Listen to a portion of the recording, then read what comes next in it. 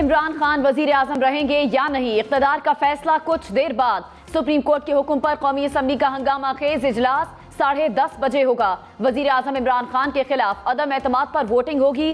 6 निकाती agenda जारी। अदम एतमाद की करारदाद एजेंडे में चौथे नंबर पर। सुप्रीम कोर्ट ने अपने हुक्मनामे में स्पीकर को अदम एतमाद पर वोटिंग का पाबंद कर रखा है। 3 अप्रैल को डिप्टी स्पीकर कासिम सूरी ने करारदाद मुस्तरद की थी। इजलास से कबल मुत्तहिदा अपोजिशन की पार्लिमानी पार्टी का इजलास होगा। रेड जोन की सिक्योरिटी सख्त, पुलिस की नफरी बढ़ा दी गई।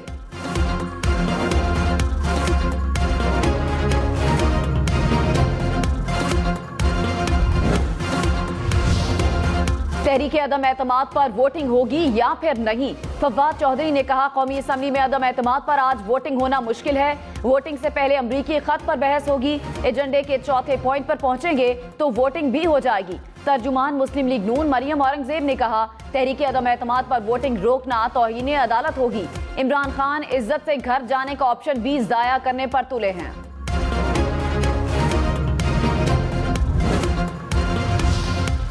वजीर आजम इमरान खान ने कहा, इंपोर्टेड हुकूमत को कभी तस्लीम नहीं करूंगा। अपनी कौम के साथ निकलूंगा। करप्शन से बनने वाली नई हुकूमत को नहीं मानूंगा।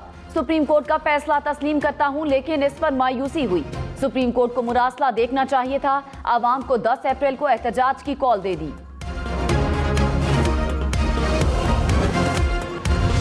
बिलावल भुट्टो ने कहा कि अगर हुकूमत ने तहरीक अदम एतमाद के जमहूरी और आईनी अमल को सबताश करने की कोशिश की तो ये दस्तूर की दूसरी बार खिलाफ वर्जी होगी। वजीर आजम, सदर, स्पीकर और डिप्टी स्पीकर न सिर्फ आर्टिकल 6 की दूसरी बार खिलाफ वर्जी करेंगे बल्कि तौहीन अदालत के मुर्तकिब भी होंगे।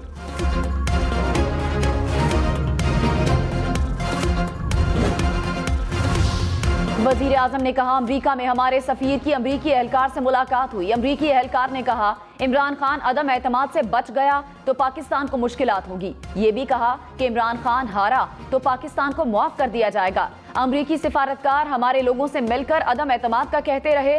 धमकी वाला खत कौम को दिखाना चाहता था, कौमी सलामती की वजह से नहीं दिखा सकता। अमरीका ने वजीर आजम इमरान खान के इल्जामात को एक बार फिर मुस्तरद कर दिया। तर्जुमान अमरीकी महकमे खारजा ने कहा, पाकिस्तानी वजीर आजम के इल्जामात में कतई सदाकत नहीं। ये इल्जामात दुरुस्त नहीं। पाकिस्तान के आईनी अमल और कानून की हुक्मरानी का एहतराम और हिमायत करते हैं।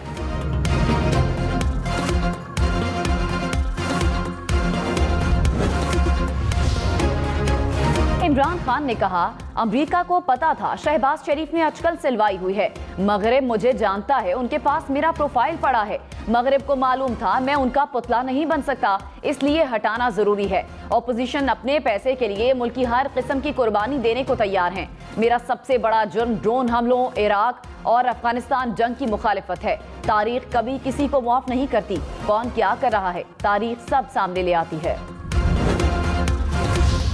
ऑपोजिशन लीडर शहबाज शरीफ ने कहा, इमरान नियाजी झूठ न बोलें, खत अवाम को दिखाएं। इक़्तिदार से चिमटा शख्स खुददार नहीं, सिर्फ खुदगर्ज है। इक़्तिदार के गम में इमरान खान पार्लियामेंट, आईन और अदालत पर हमले कर रहे हैं।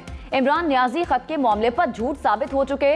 सुप्रीम कोर्ट ने शवाहिद देखने के बाद डिप्टी स्पीकर की रूलिंग को कलअदम करार दिया। अवाम को एक शख्स के तकब्बुर का यरगमाल नहीं बनने देंगे। बिलावल भुट्टो ने कहा, बैरूनी मुदाखलत हुई है तो सामने लाई जाए। हम ना सिर्फ इसकी मुजम्मत करेंगे बल्कि इसे रोकेंगे। खत ना अदालत में पेश किया गया, ना असम्बली लाया जा रहा है। इमरान खान को जमहूरी तरीके से अदम एतमाद से हटा रहे हैं। उनकी कोशिश है कि उंगली कटवा कर किसी तरह शहीद बने। जितनी जल्दी इलेक्शन रिफॉर्म्स हुई उतनी जल्दी इंतखाबात होंगे। लग रहा है कि इंतखाबात इसी साल होंगे।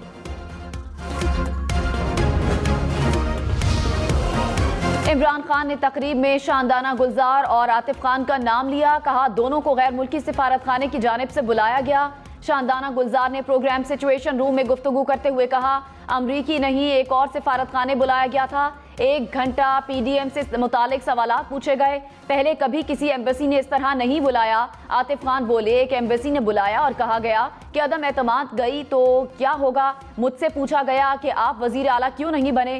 पहले कभी इस तरह की सियासी गुफ्तगू नहीं हुई थी। मरियम नवाज कौमी असम्बली के इजलास में शरीक होंगी। कहती हैं इमरान खान को उनकी अपनी जमात ने बाहर निकाला। पहली बार किसी को इख्तदार के लिए ऐसे रोते देखा।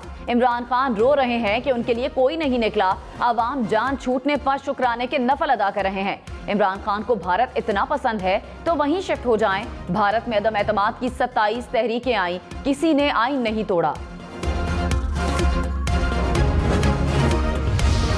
हुकूमत का मुबैना आलमी साजिश की तहकीकात के लिए कमीशन बनाने का ऐलान। Lieutenant general retired Tariq Khan को कमीशन का सरबराह मुकर्रर किया।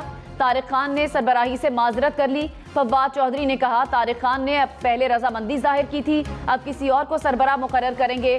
कमीशन मामले के मकामी हैंडलर्स को सामने लाएगा। कमीशन जायजा लेगा कि मुरासले में रजीम चेंज की धमकी थी या नहीं। हुकूमत का गैर मुल्की मुरासला अरकान कौमी असम्बली के सामने रखने का ऐलान। फवाद चौधरी ने कहा अरकान मुरासला देखकर फैसला करें, अदम एतमाद में जाना है या नहीं। गैर मुल्की एम्बेसी ने 8 से ज़ायद मुनहरिफ अरकान से राब्ता किया। रूलिंग गलत करार देने के लिए सुप्रीम कोर्ट के पास मवाद ही नहीं था। फैसले से पार्लियामेंट की बालादस्ती खतरे में पड़ गई। पार्लियामान की हकमियत चंद जजेस के हाथों में चली गई। वज़ीर आज़म इमरान खान ने कहा डिप्टी स्पीकर के फैसले की वजह अदम एतमाद में बैरूनी मुदाखलत थी। चाहता था कि साजिश की तहकीकात हो। ज़मीर बेचे जा रहे हैं। सियासतदानों को भेड़ बकरियों की तरह होटल्स में बंद किया जा रहा है। ये कौन सी जमहूरियत है? सुप्रीम कोर्ट को हॉर्स ट्रेडिंग पर भी उसको नोटिस लेना चाहिए था।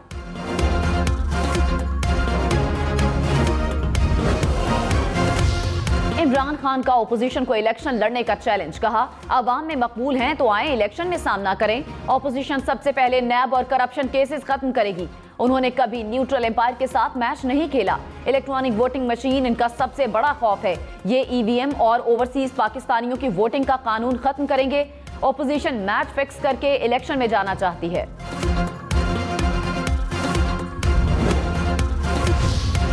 शहबाज गिल ने बैरून मुल्क जाने का प्रोग्राम कैंसिल कर दिया। कहा ओवरसीज फोरम की दावत पर आज इटली, फ्रांस और स्पेन में कन्वेंशन में शिरकत करनी थी, लेकिन मुल्क की मौजूदा सूरत हाल के पेश नजर इस वक्त बाहर नहीं जाऊंगा। हर लम्हा कप्तान का दिफा करूंगा।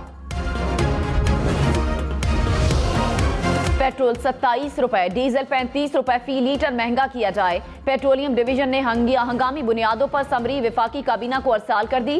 कहा फौरी तौर पर कीमतें ना बढ़ाई गईं तो पेट्रोल की शदीद किल्लत पैदा हो जाएगी। मौजूदा कीमतें बरकरार रही तो 30 जून तक 136 अरब रुपए सब्सिडी देना पड़ेगी।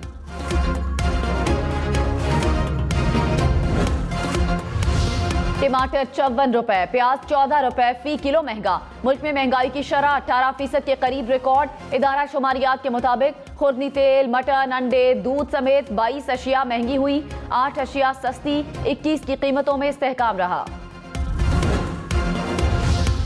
स्पीकर असद कैसर के बाद डिप्टी स्पीकर कासिम सूरी के खिलाफ भी तहरीक अदम एतमाद जमा। मुस्लिम लीग नून ने असम्बली सेक्रेटेरिएट में करारदाद जमा करवाई। कहा कासिम सूरी ने आइन की खिलाफ वर्जी की, जिम्मेदारियां अदा करने के बजाय मुतासिबाना तौर पर काम किया। वज़ीर आला खैबर पख्तूनख्वा महमूद खान के खिलाफ भी तहरीक अदम एतमाद जमा। ANP, JUI, नून लीग, पीपल्स पार्टी के अराकीन के दस्तखत। मुत्तहिदा अपोजिशन का 51 अराकीन की हिमायत का दावा। कहा हुकूमती अराकीन भी राब्ते में है। खैबर पख्तूनख्वा असम्बली में PTI अराकीन की तादाद 94 है। अपोजिशन के 46 अराकीन हैं। 4 अराकीन आज़ाद, 1 का ताल्लुक मुस्लिम लीग काफ से है। अपोजिशन के एक रुकने असम्बली का फोन आया। वजीर खजाना खैबर पख्तूनख्वा तैमूर झगड़ा का इल्जाम। कहा वजीर आला महमूद खान को आगाह कर दिया, हम में से कोई फरोख के लिए दस्तयाब नहीं, न ही हमारा जमीर सहूलत के तहत जागता है। फराह खान ने करप्शन के इल्जामात को मुस्तरद कर दिया। कहा सियासत से ना कोई ताल्लुक है, ना कभी सरकारी मामलात में मुदाखलत की।